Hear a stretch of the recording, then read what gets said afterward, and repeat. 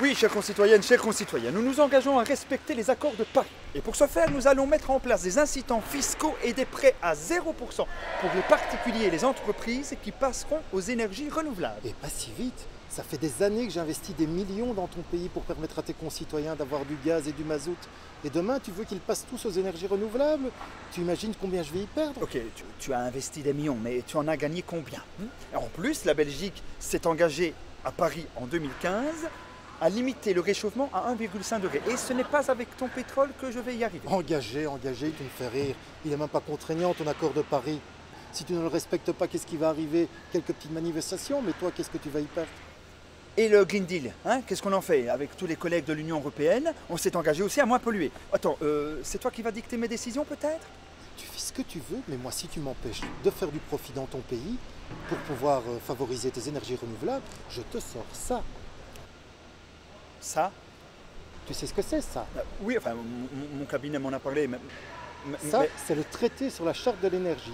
Et si tu m'empêches de faire du profit dans ton pays, je t'attaque en justice et je te demande des millions de dédommagements. En justice? C'est une justice privée, des tribunaux d'arbitrage, là où il faut de très bons avocats.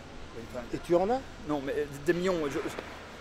Comment vais-je atteindre les objectifs de l'accord de Paris et du Green Deal, moi? Ça, c'est ton problème. Bah oui, mais...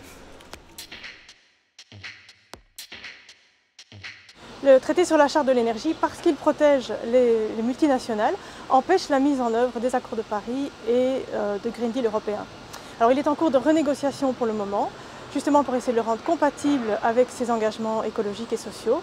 Mais pour cela, il faudrait supprimer le recours aux tribunaux d'arbitrage privés, qui non seulement sont antidémocratiques, mais en plus font peser sur les gouvernements qui prendraient des décisions contraires aux intérêts des multinationales la menace de lourdes amendes. Alors, si on n'arrive pas à supprimer ces cours d'arbitrage privés et la protection des énergies fossiles, et il y a plusieurs pays qui s'y opposent, eh bien, il faut que l'Union européenne et les pays membres de l'Union européenne se retirent de ce traité simplement pour permettre la transition écologique et sociale.